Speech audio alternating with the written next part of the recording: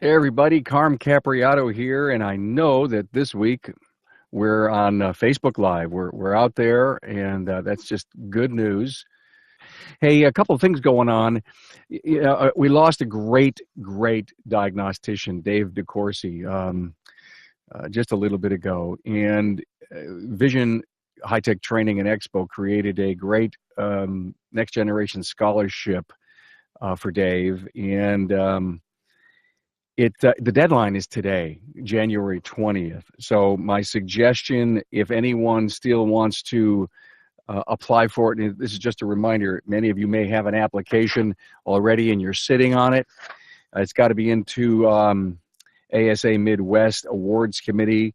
I would suggest, since today is the deadline, you go to Facebook or you go onto the web and you look for Dave DeCourcy Next Generation Scholarship. Hey, we all heard about that overtime rule that the federal government and one of the courts took stopped it from being effective. I think it was in December, and I recently saw an article that overtime regulations could be revived on the state level. Hello, Barry. Glad to see you, man. So I think what we have to do is pay very careful attention to what's going on with that overtime rule. That was quite a mess, and I know so many shop owners, and it doesn't matter, distribution owners had an absolute issue with that, and needed to figure out how to deal with it. A couple of great podcasts this week. Today, episode 188 with Marlo Miranda. I always tell you that every week I have better and more favorite episodes than ever. And sometimes you may not even believe me, but it's true. They just continue to get so good. And today's no exception. The Burl Shoemaker ASC Industry Education Alliance Award went to Marlo Miranda as Instructor of the Year. And when you listen to his episode, you're going to realize that as a young man growing up in a single family household in New York City, he had his stack of challenges. Something that happened in high school at his shop class really took Marlo to another level, to believe in himself, and he's continued to use that mentoring experience today in his classroom. He's been recognized as the Forsyth Central High School Teacher of the Year in 2015 and the Forsyth County School District's Teacher of the Year in 2015, and of course, the Burl Shoemaker Award. You got to listen to this. It's going to tug your heart, but he's got a lot of great commonsensical things to share with you. This past Tuesday, Parker Davis was in episode 187, a strong dealer alternative guy, BMW Mini dealer only. I mean, that's all he works on is BMWs and Mini. He's president of Broad Stroke Associates and has been a BMW specialist for the last 10 years. Young guy, lots on the ball, smart, and he shares his strategies in customer service, training, and the average repair order results by implementing his digital vehicle inspection program. Hey, there's always a lot to learn from everyone who comes on the show. This week, absolutely no exception. Hey, I can't wait to bring in my panel. I see that they're on. Yes, they are with me. I'll bring them in a minute. We're going to talk service advisor. And by the way, I just realized that so many of the people that I would expect to be on today are probably watching the inauguration. And maybe that's what we should be doing right now, too, because it is probably the right time that either our new president is being sworn in or he's giving his speech at this time. But anyway, listen, as you all know, we record these and repurpose them out on my YouTube channel. And I'm even working on an idea to repurpose these out as a podcast. So while you're in the car buzzing down the highway, where so many of my listeners and, using my app from the App Store. So that's something I'm working on. Hey, what's coming up with Town Hall Live? Really important stuff. Next week, preparing your business for sale. I have to tell you, I know who's going to be on. Top-notch guests. A week after that, what are the must-attend training conferences?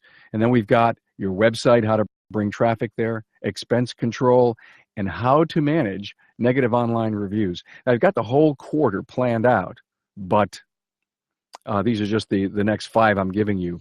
And oh, by the way, I'm going to be at Vision. I'm building a studio there. We're going to have a blast, and I'm going to do one of these town hall live from Vision in Kansas City. Well, excited to be here, Barry. I'm sending you your invite, and John, yours too, and Ron Haugen. And I want you to come on in and join me, and we'll have a blast talking about. Hey, there's John and there's Ron. Wow, how cool is this? And Barry, I'm sure you'll pop in a second. And don't forget, the Town Hall is brought to you by the Remarkable Results Radio podcast twice a week. Incredible amount of automotive aftermarket industry content just sitting out there on demand radio in the archives. Enjoy them. I have to share with you all that I have a chance to see, who listens to what. And it's really amazing how out of the 188 episodes that I have, that all the episodes way back 18, 19 months ago, they're all listened to. So I think there's a lot of curious people that go out and look around for this stuff. Barry, I'm going to invite you one more time. Maybe something happened. I just sent you another invite. Hello, Ron. Hi, Carm. How are you today? I'm great. Now, Ron, Morelos, Mexico? Puerto Morelos. Puerto Morelos. Yes. Okay, now I got it. And so Ron is coming to you. He's our first guest that's doing the international, the international thing with us. So let me introduce Ron. Hey, thank you so much this week for testing from Mexico. I think we had a margarita together while we were I like doing this thing. Ron owns and operates Westside Auto Pros in Des Moines, Iowa. Des Moines, Mexico. Where would you rather be right now? He's celebrating his 20th year in business this year, and Ron started with just one employee, like so many have, and now he's got a staff of 25. Woo! Ron's an ASE Master Tech. He has his AAM certification and is an AMI certified instructor. Ron also provides coaching and consulting for auto shops across the country. Ron's co-chair of Vision. How cool is that? That is really cool. I'm going to be there, and I'm going to know the co-chair. Wow. He's president of the Des Moines, Iowa, of the Des Moines ASA chapter, and wants to be in Puerto Morelos, Mexico more than ever when he's not in Des Moines. And Ron and I did our own episode together, episode 107. I'm sure that's going to spike this weekend. Smart guy, great episode. And thank you for doing that and being on with us. In fact, you're going to be on next week again. I am. Yeah, and a secret is this man's working on a succession plan, so everybody's going to want to tune in and listen to that. And John Epstein, you were on with us for customer loyalty, weren't you, man? I was. Yeah. Thank you for coming on 2 times within a few weeks. John's the owner of John's Automotive Care in San Diego, California since 1998. He admits he was a better tech than a businessman, but did something about it like so many techs that are as successful as you do. One thing he credits for his success is making his customer his main focus. John was honored in 2016 with the Napa ASE Technician of the Year, and John and I did a one-on-one in episode 119. Okay, Barry, I'm going to invite you in again. Let's see if we can get Barry Barrett.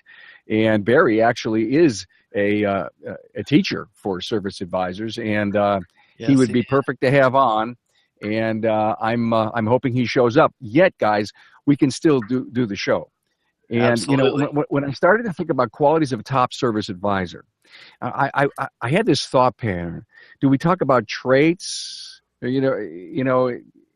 Or we talk about certain qualities and interactions. And I thought we would start with a few traits. And John, I know you're big on listening. I think you've said in the past, service advisors got to be phenomenal listeners. Yeah, absolutely. You can hear me okay? I can, man. Okay. All right. Yeah, they have to listen. That's the key. Probably the most important thing is just letting your customer talk. So many times we're in a hurry. We got phones ringing and people, coming in the door, and the service advisor tends to cut things short, and a couple things happen. They miss that real important piece of information that they took a little bit longer, they would have caught. Like the fact that, a week ago, the customer's brother got under the hood of the car and took something out, and, but that didn't come up early on in the conversation. Or just, people like to be heard. And if they feel like they've been heard, they're more apt to trust you, to do business with you, and, just good things happen when that happens. So.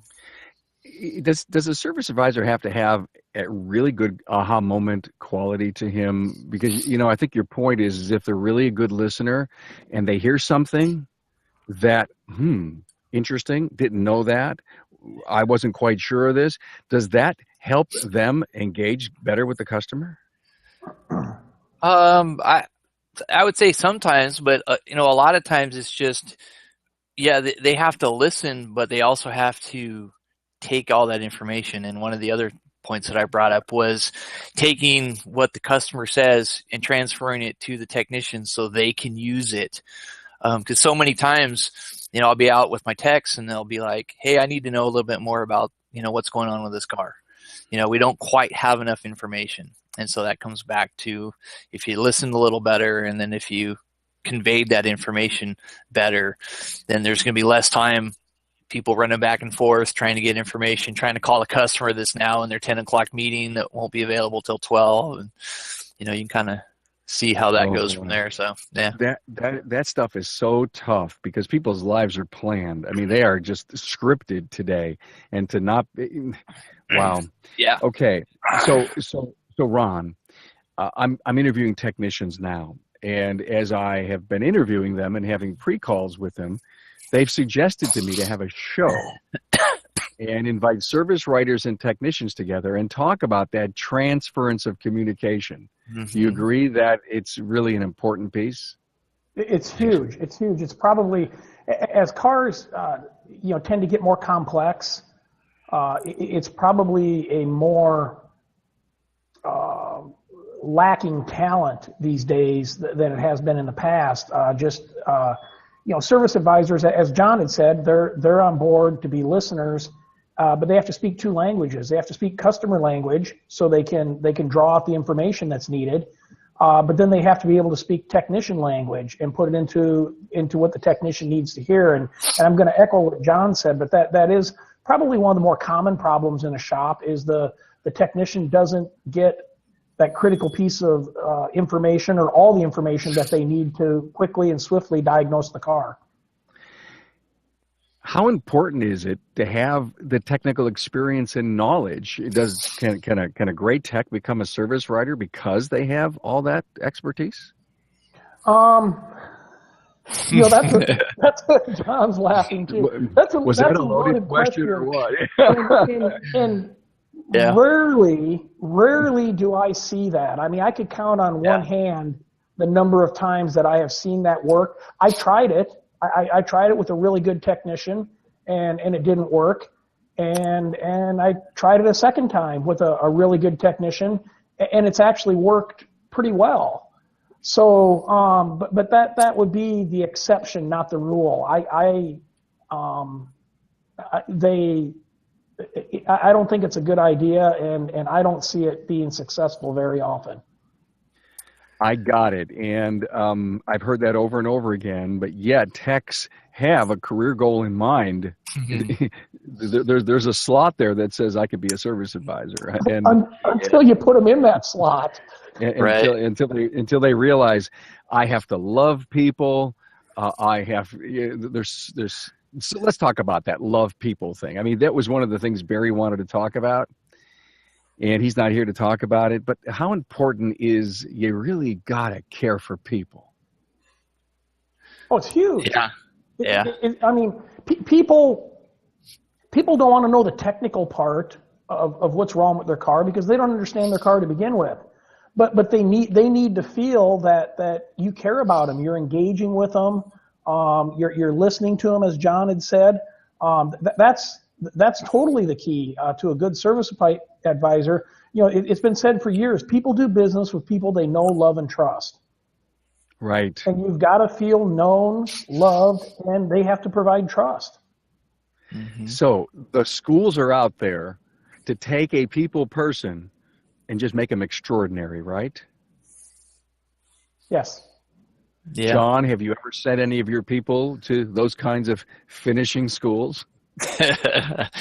You know what I found is that people, I should say, a good technician has to have people skills to begin with. And you know, technicians, I was a technician, my people skills, I was kind of lucky. I grew up in a gas station, so I wrote my own service and did, you know, as a technician. Some of my technicians, they don't like people. They tell me, hey, I don't want to talk to the customer. I don't want to talk to the customer. And I've had better luck with I've hired a guy that didn't know the difference between a tire and a carburetor and put him at my front counter, and he did a great job because he was personable. He cared about people. He quit working for me because he cared about people so much that every time they were sad, he got sad, and he thought he was making them sad. So, but that's kind of what you need to look for. You know, the technicians don't generally tend to make good service advisors. They get way too technical. They're on the phone with a new customer. They're trying to diagnose the car over the phone, which never is good, because if you tell people too much and they think they can fix it themselves, now they're, you know, off buying a part because some guy that they talked to, you know, was trying to diagnose the car over the phone. So I get it. So they need the ability, John, to present facts in a and give guidance to the customer. And so the individual you were having a problem with, was his heart too big? And was he too much of a giver? And I don't mean that it's not good to give, but sometimes, you know, it's never a two-way trust. Yeah, you know, at the end of the day, it was just, he was, you know, everybody that came in sad, he kind of felt, you know, he was like, oh God, I'm making these people sad. He actually did a phenomenal job. He did just that. He presented the facts. He didn't have all that technical stuff, so he would just present the facts. You know, hey, Mrs. Jones, you need these 5 things. 1, 3 need to be done now. 2 can be done later. And he did a phenomenal job. But there are those people that just, you know, they don't have the money. It's not a good time. You know, everybody just has to, you know, come back. Oh, wow, it's just way too much money. And he just kind of took it all personal. I get it. He had actually too much empathy. Yeah. You know, and that's a great thing. Sometimes Yeah. it doesn't necessarily work in every business that we're in. Okay. Pressure, Ron. Pressure. This business that you're in, there's no pressure, is there? Never. I worked my own front counter for a while, and there's a reason I'm not there anymore. There's a ton of pressure. I mean, the service advisor is getting pressure from the technician, you know, to sell work, sell good work, sell it for what it should be, so they can get paid and operate efficiently. And then the service advisor has pressure from the customer, because most of the time it doesn't matter what price you tell them, it's more than they expected it. And the money's not budgeted. The repairs are often untimely for them. And so it's a bad situation overall when people arrive for a repair. And they're not mad at you, they're just mad at the situation. Right. But they've got to deal with the pressure of that. So they've got pressure from the technician, they've got pressure from the customer. And then, you know, don't think for a moment that John and I aren't putting a little bit of pressure on them to perform as well. And so they've really got it coming from all directions. And it takes a very unique and a very remarkable person to be a great service advisor. Okay, John, I'm going to come back to you, Ron. But John, describe what Ron kind of just outlined. Describe your service advisor in the vein that they can handle pressure, deal with the customers, deal with you. Yeah, and on top of that, they just got a call from the parts store that the part they ordered 2 hours ago is back ordered and won't be here till tomorrow, after they just got off the phone telling the customer it would be done in an hour. So yeah, they do absolutely get pressure from all over the place. And you know, a lot of that pressure can be relieved by the communication, you know, and we've kind of touched on that. If they're good listeners, they're going to know what's going on. You know, if they're good at communicating, they're going to be able to convey to people, hey, we got this going on, we got that going on. There's a part that broke that, now we got to extend the timeout. But they remember hearing the customer say something about he's going out of town for 2 days. So now he can get back with that customer. Hey, we got a problem. I know you're going out of town. Is it going to be okay to keep your car a couple of days? So, if you can listen, it comes back to that, listening and then being able to take that information and do something with it, and knowing your customers helps too, because if like, you got a plumber whose vehicle's broken down and he's sitting at the coffee shop waiting to go on his next call, you got to get on that. And that the guy with 5 cars and him and his wife, there's just 2 of them, you can take a little extra time with those, those people. So yeah, the pressure does come from everywhere. So. Agree, disagree, Ron? Oh, I definitely agree. And also, I mean, as the owner of the shop, I mean, there's a lot you can do as far as giving the service advisor tools to deal with that pressure. I mean, you can give them a loaner car program to help, ease the pain or the pressure of, when the part is back ordered or something like that. You can get them support staff to help, answer the telephone and take some of the heat off of them. So there's a lot that we can do for those advisors too, rather than just take the attitude of, suck it up and deal with it, which is the wrong attitude. Yeah, I just thought when John mentions they got a call from the parts store, it's parts not here, back ordered 2 hours ago. How big do you need to be, guys, to have a parts guy that's all, a guy or gal, that's all they do is to feed the techs the parts, pull it together, deal with the parts store, buy stuff online? How big you got to be? I don't like that model. Okay. I'm not sure that I would be big enough. I mean, I'm a 14-bay repair facility, and we don't have a parts guy. The advisors do that, and if that starts to slow the process down, I would rather hire another advisor than hire a parts guy, because now you've got one more person in the mix. And you look at, like a dealership model, the advisor there looks up the labor. Well, now he's waiting on parts department to provide him with the parts quote. And then parts provides the quote, but they didn't tell him that it's not in stock. So I just see, we already blame a lot on parts departments. That's probably not their fault on a day-to-day basis. I just, from an independent shop standpoint, I would rather put that money into another advisor that can better take care of the customer and alleviate that bottleneck than potentially look at a parts guy himself. How many service advisors do you have, Ron? I have 3. 3. 3. And so you figured if you took oh, thank you, Barry. Barry said, "Well said, Mr. Hagen." Yeah. Wow. You owe him. I owe Barry a lot already. Yeah. Yeah. Here, let me write that down. I'm keeping a tab here, Barry. Yeah, you should. Now, how did I do that? I lost my train of thought. I guess it tells you that you're not supposed to look at the chat while you're trying to host a show. But that's part of my job. All that multitasking thing going on. I have a friend who's got a big place like you, Ron, and he has his service advisors and his parts guy in a pit, if you will. If you build a big quad facing to the customer, facing the shop, and it's a well-oiled machine. And the reason that I asked is I've seen that model before, and it's I guess if you've got the right people, the right processes and systems, Ron, and you're big with process and systems, when you started to write your processes and systems, Ron, were they concentrated front counter more or back shop more? And then ultimately, how did you grow into having good policies and processes for Service Advisor? They were focused, initially they were focused on where the problems are. They still are today.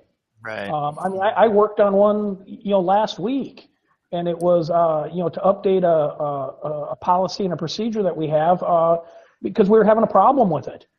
And so it's, I guess, the squeaky wheel gets the grease. That's where you start writing them, and they're really not that hard. I mean, you establish an outline. I mean, what the objective is, what you're trying to accomplish, and then you basically just put your thoughts on paper as to how you think this should be done. You might involve, if it's something in the shop, involve a tech or involve an advisor in doing that. But when you get it done, a couple of people proofread it, see if it makes sense, and more importantly, it's just about your thoughts and desire are now in writing. And there's kind of a saying, or I've had a saying for a while. I heard it from someone. I don't remember where it came from, but it said, if it's not in writing, it doesn't exist. Yeah. And that's why we have policies and procedures, because if it's in writing and someone doesn't follow through, then you can get it out, you can review it with them, and there's one of two reasons: either they didn't fully understand it and now you reviewed it with them so they do understand it, or it's just insubordination. But those are the only two reasons it didn't get followed. It's just vapor if it's not written down. Exactly.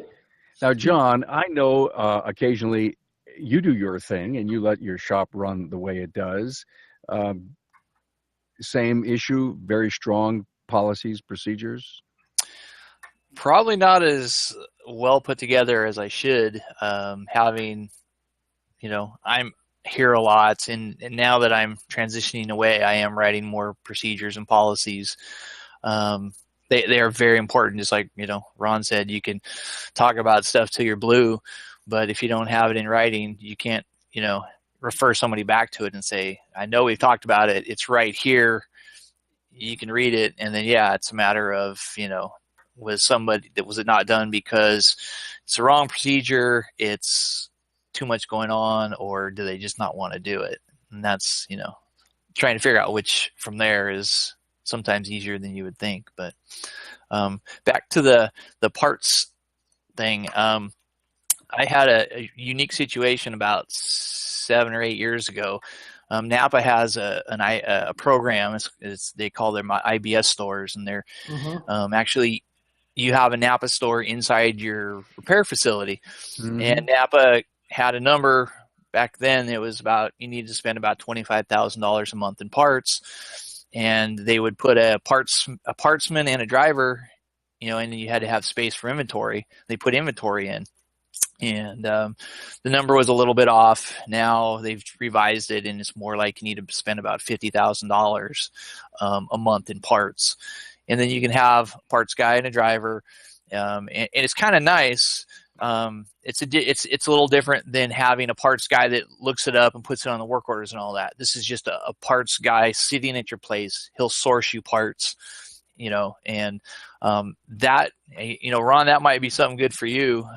You probably spend that much in parts, and I've thought about going back to that, except for we're kind of limited on space. So if you have a little extra space, it's a really nice thing. Thanks, John. Great comment and an idea on that.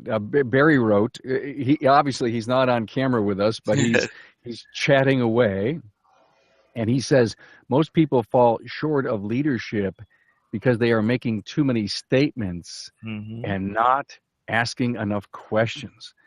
Wow, is that profound? Any comments, my team? I agree with that 100%. Yeah. If you've got somebody that doesn't follow a procedure, you review it with them, and then you ask, what can I do? What roadblocks are in the way? Because I wrote the procedure, but maybe stuff has changed over the years, and there is a hurdle that I need to know about. Work with them. Don't just stand there with the axe and be the hatchet man. Got it.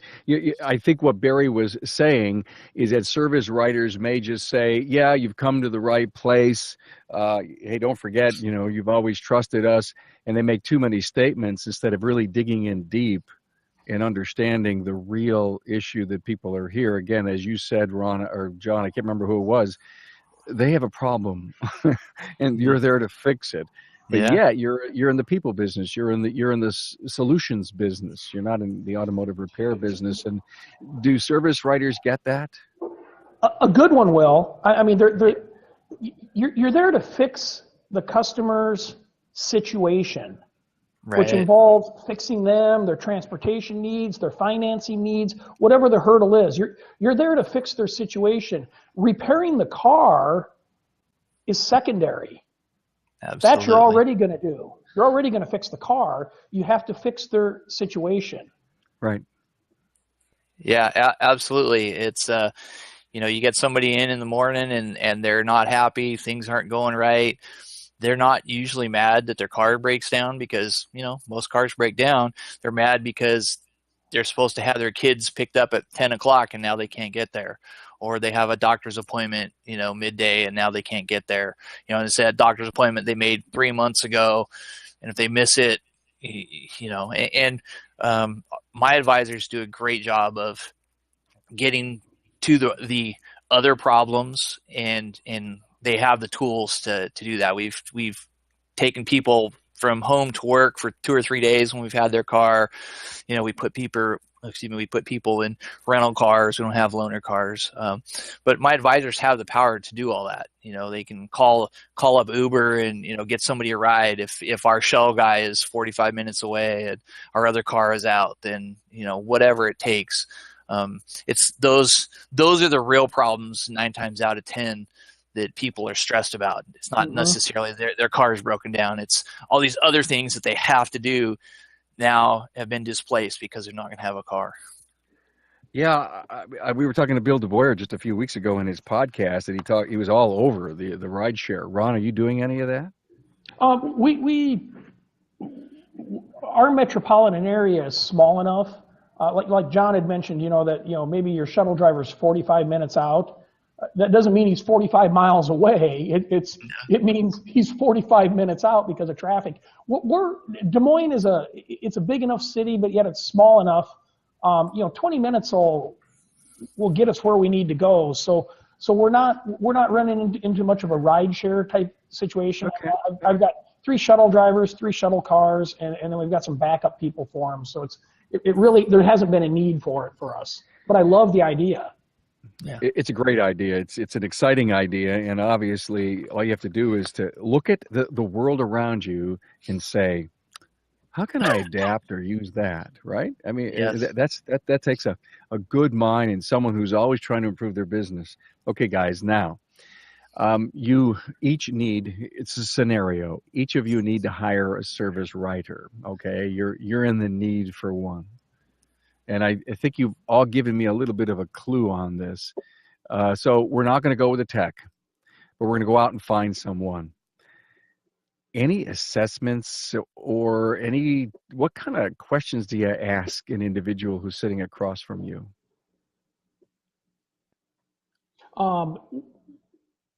We look for personality and the person. We'll do a DISC assessment. So we see where they fall in along that line.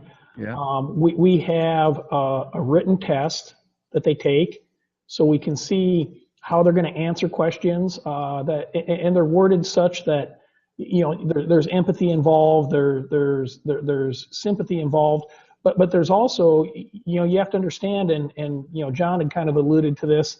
You have to understand. They can't have too much empathy. I mean, they have to be competitive. They have to be goal oriented. They have to be sales oriented. But that's easier to teach than trying to teach, personality. You can't teach that. It comes with it. And so that's one of the things that we really look at is the personality. One of the most successful service advisors that I have today is a gal that we hired outside of our industry. She had no sales experience. She had no automotive experience, but she is a people person. She is goal driven. She is competitive. When we hired her, she was a secretary for the Department of Corrections. Nothing to do with our industry, but she was quick to learn, and she does a phenomenal job, and people love her. Okay, John, welcome back. By the way, Ron, I have a follow-up question to that. You say you give a DISC test, and I know what a DISC test is. It measures the levels of dominance, extroversion, steadiness, and conformity. What are you looking for? What are the high side traits are you looking for in a service advisor? Well, you don't want them to rate high on the D scale, or they're going to butt heads with me, and that isn't going to work. Okay, I get that. And I mean if you ever look at it, you've got the DI, the S, and the C. You want C in there, and you need some S in there. I mean, that's kind of where your balance is going to be, because they need to be organized and process driven. But they've also got to have some personality, the empathy and stuff that comes through with that. So I would say that's kind of there isn't an actual correct answer, but it does help us to give kind of a baseline of the person that we're talking to. It gets you close. Exactly. That occurs before we even sit down and interview them in person. I mean, we'll take a look at resumes, and then we'll email them a link to take a disc assessment before we sit down and talk with them. Yeah. Hey, John, did you see Barry's chat? Barry said, here's a question to ask in an interview. You're at your retirement party in 30 years. What do you want them to say about you? That's a good one. It is. So tell me about your interview experience. Well, we don't have anything quite as formal as that. I'm still living back in the days when it was, me, myself, and I, and we kind of just went out with how I can relate to people and how people, relate back. And, when it comes to service advisors, I've done good and bad at hiring people that I've known. One of my worst hires was a girl that worked at a dealership. She was friends with friends, and I talked to her over 6 or 7 years, and I needed a service advisor, and she's always super nice, and seemed like she kind of knew what she's talking about. And me being a great read of how people are, I hired her, and she argued with every customer because she had to prove to them she was smarter than they were. So we had certain questions we ask. We talk 2 or 3 times. I have my manager sit in, and it's just kind of, we just kind of read people, and, having people sitting here in the office, we let them sit out front and kind of listen to how things go. We've had one guy that we hired him, and he quit because we had too many rules. And I thought that was kind of funny, because I know people like Ron probably have way more rules than we have. So, there's no surefire way. The last 3 or 4 advisors we've hired have been out of the industry, that came from other places, and it was just, we hired them on their people skills. And that's, right, to me, the most important. Got it. Thank you so much for that. I'm getting an echo. I don't know why I'm getting a feedback here. Okay, we'll rock. Oh, there's that echo again. Well, let's just tough through this, and I don't know who it is. Any one of you hear me? I hear you echoing. You do hear me echoing. Yeah, a little. I think it just took care of itself. So here's where I was going. Team dynamic. Mm-hmm. I've heard you can hire a service writer, service advisor, and the back and the front, somebody may have a piece of friction there, or you may hire a new tech. And so if you're going to hire a service advisor and or a tech, you really have to consider team culture, don't you? Mm-hmm. Yeah, absolutely. It's probably the next biggest challenge to finding quality people is finding quality people that can work with each other. We've been pretty fortunate. We haven't had too many issues where, a tech comes and says, if you don't fire that advisor, I'm leaving, or anything like that. You haven't had that? No, we haven't had that. Lucky you. Yeah, it's we have friction, and I'll have people come to me and they'll say, hey, I'm having problems with Fred, and I'll say, well, have you talked to Fred about what's going on? And it's always the same. They get the same answer from me. That's the first thing I ask. Have you tried to solve the problem? And I just remind them, if I go in there and try to solve this problem without you having tried, it's just going to make things worse. But yeah, that's early on in my career. I focus more on experience and a background, and now I look at more how people just deal, with each other, and personalities are much more important than finding somebody that's been in the industry for 30 years. You want somebody that cares about people and talks well, listens well, things like that. Thanks. Now, Ron, some sage wisdom from a guy who's got 25 people. How do you keep it all together? Happyville. How do you have Happyville at Ron's place? Well, you've got to have the expectation, and we talk about this in our company meetings and stuff. There's 25 people that work together and depend on each other. I'm not going to find 25 people that are all the best of friends. It's just not going to happen. Right. But I can have the expectation that they'll respect each other. Mm-hmm. And so, for the most part, you run into that, but you have to keep in mind, I mean, that if a cancer does arise, you need to do something about it, because it'll take down the whole rest of the team. And right. And one of the things from a service advisor standpoint that we do is, so our service advisors they'll work with the same techs. They'll form a team. So we might have an advisor and two technicians, and that's a team, and they always work together. And so they get to know each other, and they get to know their strengths and weaknesses and communication, stuff like that. And that seems to work pretty well. And once in a while, you'll have a technician that'll come and say, I can't work with this person anymore. I want to work with so-and-so. Or they'll just come up and complain about somebody, not just a tech, anyone. And what I do is, if somebody's complaining about somebody, I mean, the next question is, well, what do you think the solution is? Mm-hmm.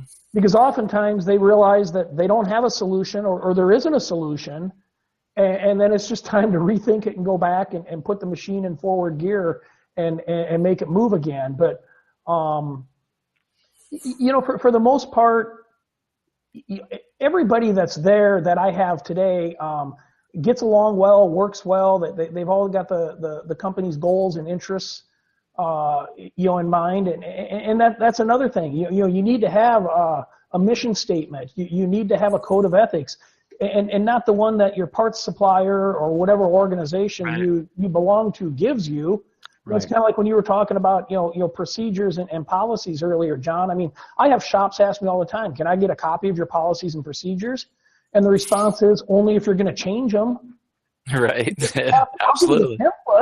I'll give you a template all day long how to write it, but they have to be yours. You need to ask for a franchise fee, because if they copy what you're doing. I don't have time for all that. But no, I agree. I think the culture of the business, if your employees know what you expect of them and where the business needs to go and how it needs to get there, they'll pretty much fall in line. And if they don't, then you need to start you need to always be recruiting anyway. Ron, have you ever had to let someone go as soon as you pulled in a new team member, because within, say, 3 or 4 weeks, because the culture wasn't working? You let the new team member go, or an existing team member? Well, either way. Absolutely. And my weakness, my manager Joe is much better at it than me. My weakness is we've all made bad hires, and they were good hires the day we hired them. They just go bad, and sometimes they go bad quickly. But I tend to hang on to them a little bit too long, trying to fix it. Yeah. But you know better, and I've gotten better over the years of realizing, okay, you're rewriting a procedure to try to fix this person. Why don't we just go get somebody that can adapt to it like everybody else does? So, we've had to let people go. We let somebody go this last week, and they'd been there roughly 30 days. Yeah. Wow. Okay. Real world. Barry has a comment. 3 interviews. The second being a lunch with the team. That's a great idea. Ever do that? No. We don't. Yeah, we don't do lunch, but if we're hiring an advisor, then I have a couple of key technicians and, the other advisors and all that. They're all part of the interview process. So. Great. Cool idea. Hey, Ron, when we chatted in our pre-call, you sent me some information about areas that you'd love to cover, and it was great stuff on benchmarking and measurement. And one of them was, how can measuring hours per repair order tell you if you made the right hire or you're about ready to need to hire another advisor? Go into that for us. Well, I'll go into it, but I'm gonna start with that. This was information that was given to me. It's not my information, but I use it and it's really good. I mean, this information came from the late Bob O'Connor and John Waffler, who's a facilitator for one of the Bottom Line Impact groups. But specifically from Bob, and I remember it was at a point where I was considering the need to go from 3 advisors, or from 2 advisors to 3 advisors, and we looked at hours per RO, and they had dropped off. And he was on the phone with me. We did some calculations and stuff, and determined there was a need for another advisor, which we already knew. I mean, if you're thinking you need another advisor, you needed one a while ago. It's just now become a reality.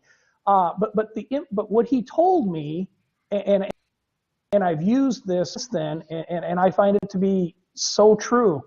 When you hire a new advisor, within about 30 days, you should notice an increase of 0.3 per RO, 0.3 per RO. Your average RO, not for that advisor, but overall, should go up about 0.3.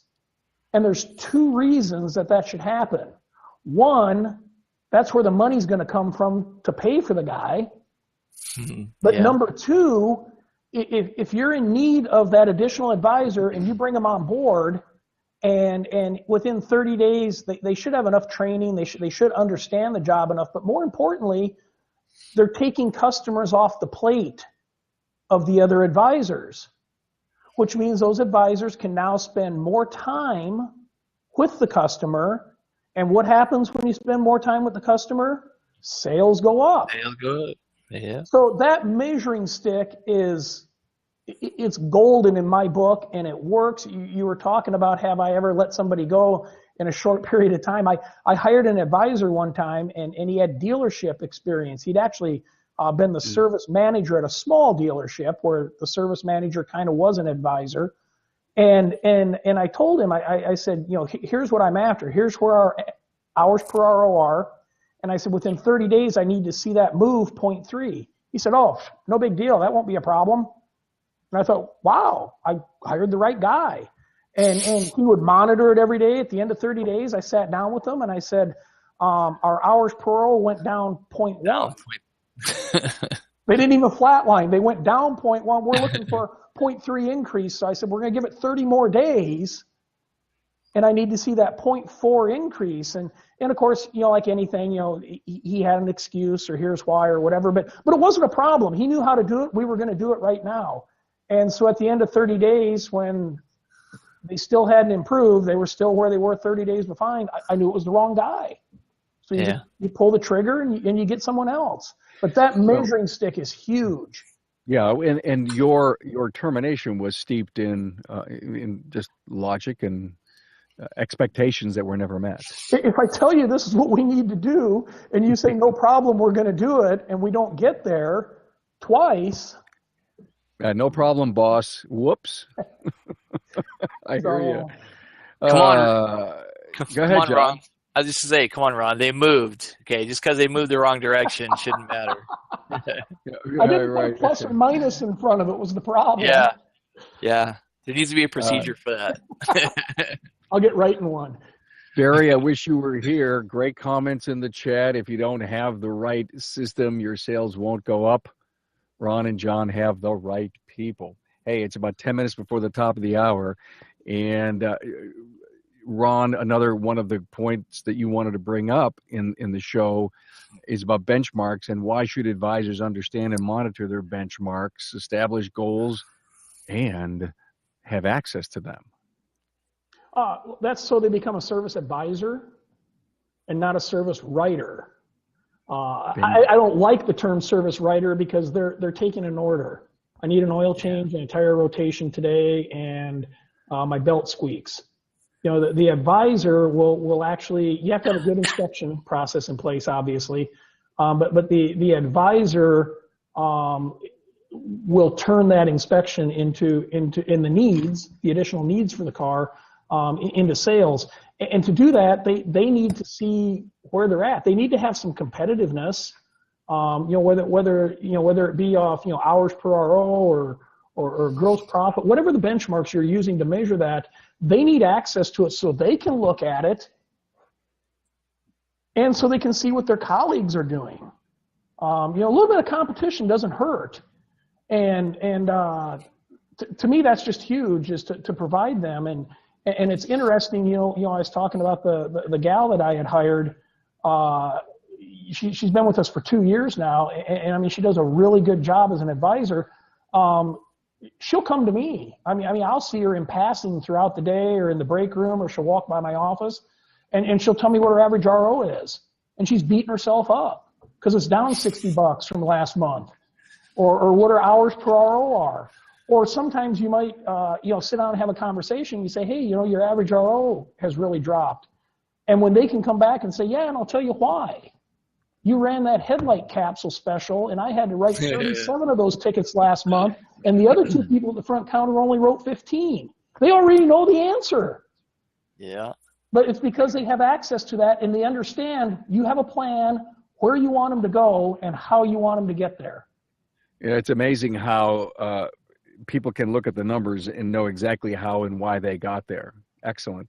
Barry mentions not measure and manage, but measure and motivate. And so it almost sounds a little bit, Ron, that there's a little self-motivation there on, you know, people. Sometimes people can so overconsume their numbers, they never focus on the real thing, and that is to serve the customers. They, you know, there's this thing that says you don't want to look at the customer and see digits all over them. You want to look at the customer, see a real person. And is that a balance issue for you when you have a person consumed by the numbers? Well, it's a training issue. You know, I mean, and that's why you hire, you know, off you know, personality. I mean, you've got to have everything that we've talked to up to this point. You've got to have that first, but then you've got to have somebody that's a little bit competitive and understands the numbers. Yeah, you don't want somebody that's unethical. You don't want somebody that's selling people stuff they don't need. I mean, that just makes the whole shop dirty. But you know, you also need somebody that realizes, you know, we're a for-profit business. We need to turn profit, and they need to be paid well. We're talking about looking for rock star service advisors. We got to have money to hire them. They got to be paid, and so they're in control of how they get there. But it's just. It's a package deal. I mean, it's all got to come together, or it's not going to work. Thank you for that. We're nearing the top of the hour, and one of the thoughts that I had is so many interviews that I have done in the last 19 months out of the 188 episodes, a lot of dialogue that comes up from entrepreneurs, service professionals like you guys about sometimes I ask the right question. They say, oh yeah, I'll tell you the day I hired my service writer and I fired myself from the counter. And it was the best thing I ever did. And I never really knew if I had the money to hire that person. And, you know, you're both smiling like 2 little children, and it was the best thing you guys ever did. Now, Ron, can I assume that 0.3 hours per RO is the number that would help a shop owner that doesn't have a service writer or is struggling to consider their second one? Is that's the number to use? Well, once you hire an advisor to measure. Once you hire. Absolutely. Okay. That's the measuring stick. Did I get the right person? How do you know when to hire? You look at the bottleneck. If you've got techs standing around, waiting on an advisor, waiting on an estimate, waiting on parts. There's tons of training companies that have different benchmarks. But you know, in a nutshell, if you're the sole person on the counter as the owner, or you have one advisor, and you're turning less than 2 hours per RO, you better be getting somebody in there. Got it. Basically, you're working in the business, not on it. Exactly. And that's a level of insanity. But, you know, if you're just starting out and, you know, you're lucky enough to have the money to open up a place, it's you and a tech usually. Isn't that how it I works? think that's how most of us started out. You were a Amazing. tech, and you were one of the techs. Yeah. Yeah, that's right. Funny. That's a good, yeah, that's exactly how many guys. I was the best tech in the entire county. Was Yeah. the worst businessman ever. Yep. Yeah, I've heard that all the time. Well, look at You're looking at I'm two of gonna, them right now. yeah, Yep. yeah, I hear you. I hear you. You know, you both hold your ASE certifications. Now I'm going to give you guys the quote of the week, and then I'm going to ask you for a final comment. Uh, and I always try to find something that connects with the theme of the show. And this is from J.C. Penney. Used to be one of my favorite stores, but of late, I'm not sure where they're going. But still, smart man. He said, "Every great business is built on friendship." It's a pretty powerful statement. Well, I want to thank Barry for hanging out in the weeds and being on the chat bar. And I feel so bad, Barry, that you couldn't be here. Obviously, a trainer for RLO and a passionate one regarding Service Advisor. I'm sure you would have had great dynamics to the show. Yet, it was a great episode, and I enjoyed it so much. Ron, thanks for coming in from Mexico. Let me see, I've got to get the name right, from Puerto Morelos, Mexico. That is right. You got it. I want to tell everybody, Ron said that if you guys all fly down, we could do a town hall live from his place. Yeah. So I just may pull something like that off, Ron. I have to tell you, it's a great idea. So last word, guys, since our theme is Service Advisor, last word.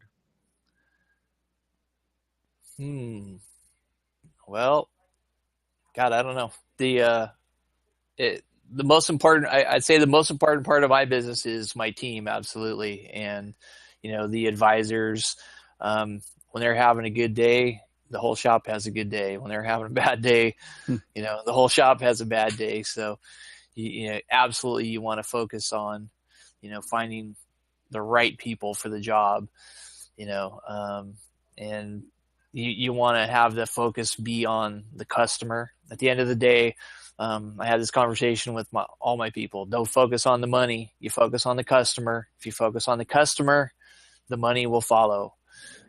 You know, knowing the numbers is important. The benchmarks is important, but you got to have that drive and the desire to take care of the customer, solve their problems, and everything else will just come with it. So. Thanks for your comments, John. Smart stuff, really. I mean, you kind of remind me of purpose. If you've got great purpose and culture in your company, the profits just show. Ron, your last word. John Waffler, who I mentioned earlier, I remember one time I was having problems with, I had one advisor, it was the first one I ever hired, and I was having what I perceived were problems. And the advice he gave me, he said, would you just go into your office, shut the door, leave him alone, and let him do his job? And there's so much to be said for that. Nobody's going to do it the way you would do it. Right. They're going to take a different path. They're going to drive down a different street. They're going to turn on a different corner. But if they arrive at the same destination that you wanted to arrive at, then it doesn't matter. So give them some leeway. You know, allow them to you know, give away a rental car or whatever you need to do. But give them some leeway. Give them the tools. Let them do their jobs. And as long as the end result's the same, I mean, monitor customer satisfaction, monitor your benchmarks, whatever you're measuring for success, monitor that, and just leave them alone. Let them do their job. The reason you hired them is you don't want to do that job. That's right. Isn't that why we hire everybody? Yep.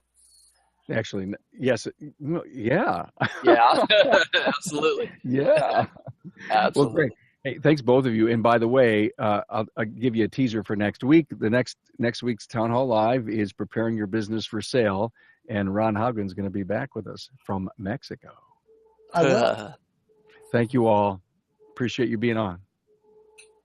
Thank you. Bye Thank now. you for having me. Thank you.